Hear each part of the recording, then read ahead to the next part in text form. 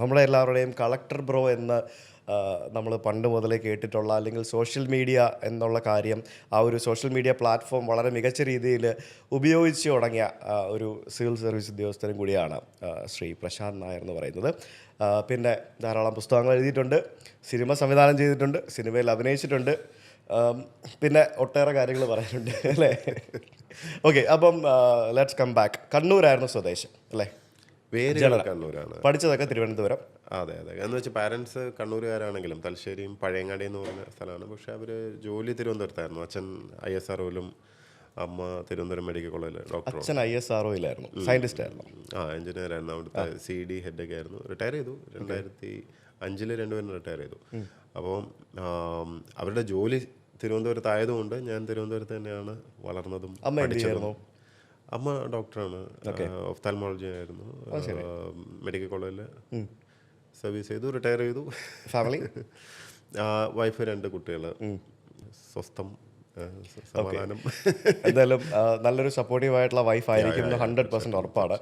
വേറൊരു കാര്യം ഞാൻ ആദ്യമേ ചോദിക്കട്ടെ, താങ്കൾ ഇത്രയധികം സോഷ്യൽ മീഡിയ ഉപയോഗിക്കുന്ന ഒരാളാണെന്നുണ്ടെങ്കിലും താങ്കളുടെ ഫാമിലിയെ പറ്റിയുള്ള ഒരു ഡീറ്റെയിൽസും സോഷ്യൽ മീഡിയയിൽ എവിടെയും കണ്ടിട്ടില്ല.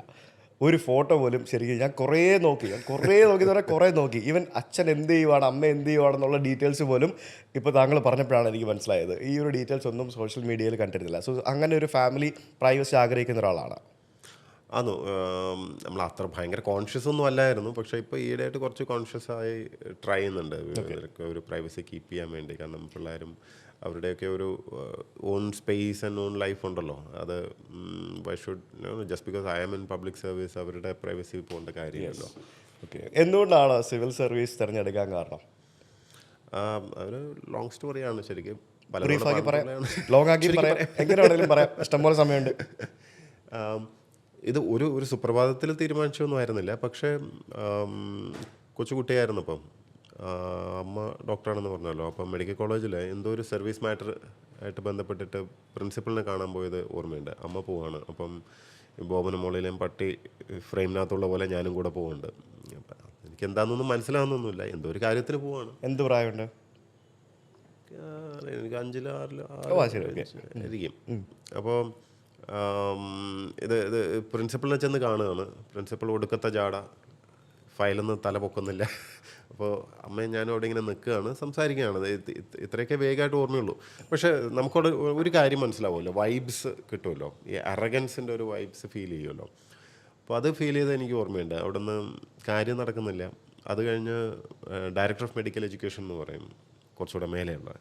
അപ്പോൾ അദ്ദേഹത്തെ കാണാൻ പോകുന്നു. അദ്ദേഹം ഇതിനെക്കാട്ടിലും ചാടാം. ഇപ്പോൾ ഈ ദ വേ യു ബിഹേവ് അത് ഭയങ്കരമായിട്ട് സ്ട്രൈക്ക് ചെയ്യും. ഇതെല്ലാം കഴിഞ്ഞിട്ട് വൈകുന്നേരം ഒരു 5-5:30 മറ്റോ ആകുമ്പോഴാണെന്ന് തോന്നുന്നു സെക്രട്ടേറിയറ്റിലേക്ക് പോയത് ഓർമ്മയുണ്ട്. It's same matter, transfer, promotion, what ever ആയിരുന്നു. അപ്പോൾ അവിടെ ചെന്ന് ഞങ്ങൾ വെയിറ്റ് ചെയ്യാണ്. ഇവരെക്കാട്ടിലൊക്കെ ഉയർന്ന ഏതോ ഒരു ഉദ്യോഗസ്ഥനെ എന്ന് മാത്രമേ എനിക്ക് അറിയുള്ളൂ. വെയിറ്റ് ചെയ്യുമ്പോൾ കുറേ കഴിയുമ്പോൾ താടിയൊക്കെ വെച്ചൊരു മനുഷ്യൻ ഓടിച്ചാടി എന്തോ ഒരു മീറ്റിംഗ് കഴിഞ്ഞിട്ട് ഇതിനകത്തോട്ടേക്ക് വരുന്നു. അകത്തോട്ടേക്ക് ഞങ്ങളെയും വിളിപ്പിക്കുന്നു. എന്നിട്ട് ഇരുത്തിയിട്ട് ഇരിക്കാൻ പറയുന്നു ഫോർ എ ചേഞ്ച്. എന്നിട്ട് ഡോക്ടർ എന്താണ് ഇഷ്യൂ എന്നൊക്കെ പറയുന്നു. ഒരു കോഫി വരുന്നു. വളരെ വളരെ ജെൻറ്റിൽ നൈസ് ബിഹേവിയർ.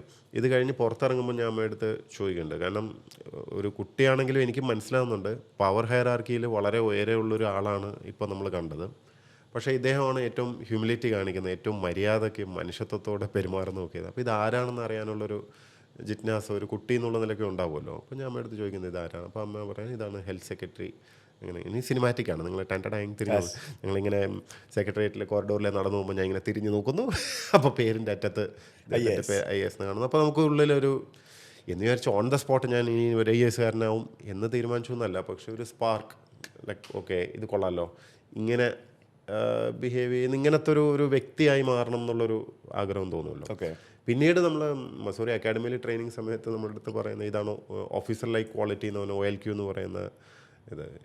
നമ്മൾ റെസ്പോൺസിബിലിറ്റിയും അക്കൗണ്ടബിലിറ്റിയും ഈ റോ പവർ ഇതൊക്കെ കൂടുന്തോറും നിങ്ങൾ കുറച്ചുകൂടെ കണക്റ്റഡായി നിൽക്കണം എന്നുള്ളതും, നമ്മൾ അപ്പുറത്തെ സൈഡിൽ നിൽക്കുമ്പോൾ എങ്ങനെയാണോ ബിഹേവ് ചെയ്യാൻ നിങ്ങൾ ആഗ്രഹിക്കുന്നത് അതുപോലെ you should give it back എന്നുള്ളൊരു കോൺസെപ്റ്റ് ഉണ്ടല്ലോ. This is something that has really സ്ട്രക്ക് me always.